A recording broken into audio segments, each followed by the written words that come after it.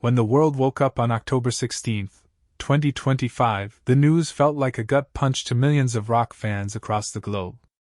Ace Frehley, the legendary lead guitarist, founding member of Kiss, and the man known affectionately as the Spaceman, had passed away at the age of 74.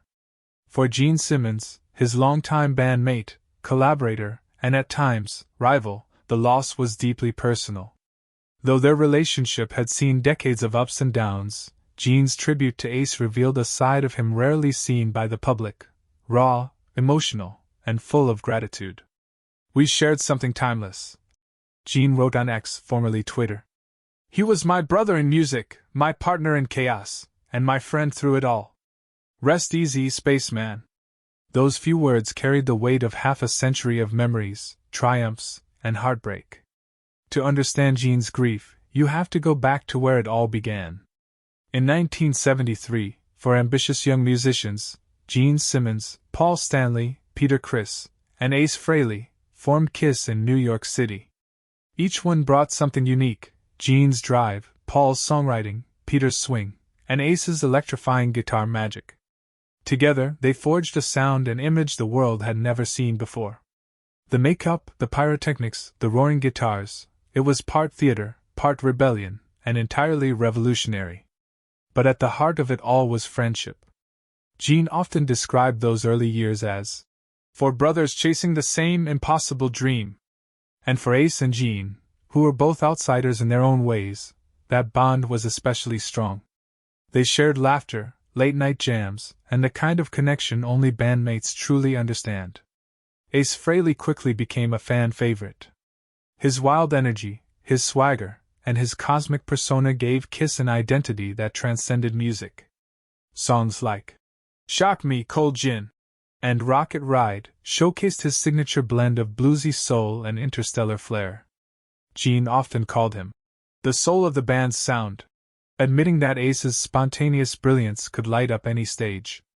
But behind the loud guitars and flamboyant costumes was a quiet genius, someone who used humor and creativity to mask his shyness. Gene saw that side of him early on. In interviews, he later recalled, "Ace could make a room laugh, but when he picked up a guitar, everyone went silent. He didn't talk much, but his playing said everything." That mutual respect, forged through years of touring and chaos, became the foundation of their complicated brotherhood. As Kiss exploded into superstardom, the pressures of fame began to take their toll. Endless tours, grueling recording sessions, and a lifestyle of excess pushed the band to their limits. Gene was the disciplined businessman, while Ace preferred to live life on his own terms: fast, fun, and unpredictable. Their personalities often clashed, but beneath the tension, Gene still admired Ace's spirit. "He was the rock star I could never be," Gene once admitted. "He lived it fully." However, as Ace's struggles with addiction deepened in the late 1970s, the bond between the two began to fray. By 1982, Ace left Kiss, and for years, it seemed like the brotherhood was gone for good. Yet, despite the bitterness, Gene never spoke ill of him, because somewhere inside, he knew the story wasn't over. Throughout the 1980s and early 1990s, Gene continued to lead Kiss while Ace pursued a solo career. The two rarely spoke, but in interviews, Gene always left the door open. "I love Ace," he said in one rare 1988 interview. "We just see the world differently." Fans could sense there was unfinished business between them. And when Kiss announced their legendary reunion in 1996, complete with the original lineup and full makeup, it felt like destiny calling. The moment Gene and Ace shared the stage again, something magical happened. The cheers were deafening, and the years of silence melted away. Their chemistry was still there, raw, electric, undeniable.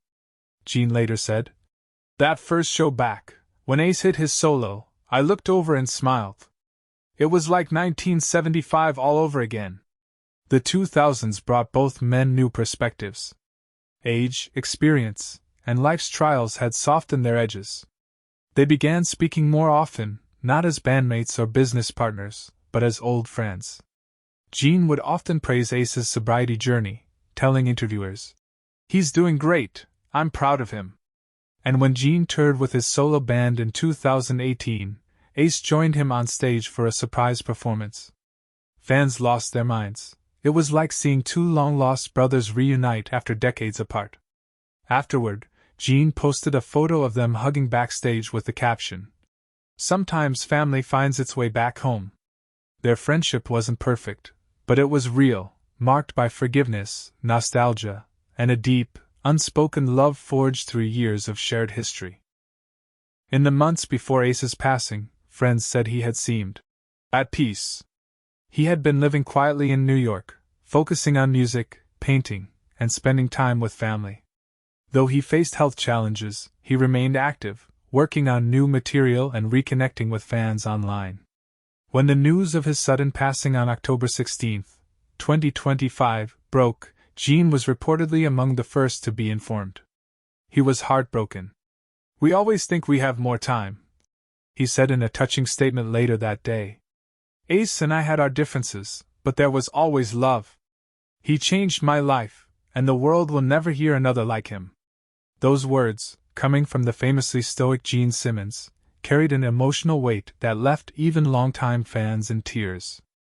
2 days later, Gene posted a longer tribute video online, a rare, unfiltered moment of vulnerability. Sitting in his home studio, surrounded by gold records and Kiss memorabilia, Gene's voice trembled as he spoke about his fallen friend. "We built something together that outlived us both," he said softly. "We fought, we laughed, we played, and we made magic. Ace wasn't just a guitar player, he was the heart of Kiss." He paused several times, visibly emotional. "He could make his guitar sing like no one else. Every time I hear those opening notes of Shock Me, I can still see his smile." Gene ended the video with a simple farewell. "I'll see you again, brother. Somewhere among the stars." Within hours, the video had millions of views and thousands of comments from fans sharing their own memories of Ace. Gene wasn't alone in his grief. Tributes poured in from across the music industry. Paul Stanley wrote, "A brother in music, complicated, brilliant, and unforgettable." Dave Grohl and Joe Perry each shared how Ace's guitar tone inspired them to pick up the instrument. Tommy Lee called him a true original. "Nobody ever played like Ace, and nobody ever will." Even younger artists, from Greta Van Fleet to Ghost, credited Ace as one of the reasons they fell in love with rock and roll. Gene later said, "Seeing how many people he touched reminded me why we started this in the first place. It wasn't about fame or fortune. It was about creating something that would last forever, and Ace did that." His influence had become immortal. Behind the myth of the spaceman was a man who loved deeply, laughed loudly, and lived without regret. Gene often said Ace had the most human heart of anyone he knew. He was fiercely loyal to his fans and endlessly curious about life's mysteries, from UFOs to art to the nature of creativity itself. "He saw the world like a painting," Gene recalled. "Colorful, chaotic, and beautiful." Their late-night conversations about space and philosophy were legendary among crew members. "Ace would ask the wildest questions," Gene once laughed. "But that's what made him special. He never stopped wondering." That curiosity, that childlike spark, is what Gene says he'll miss most. But for Gene, the memory runs deeper, a bond that transcends time, ego, and fame. And somewhere, in the infinite silence of the stars, perhaps the spaceman still plays, and Gene, like millions of fans, listens with a heavy heart and a grateful soul. Rest in peace, Ace Frehley, the man who made the world believe in rock's magic all over again.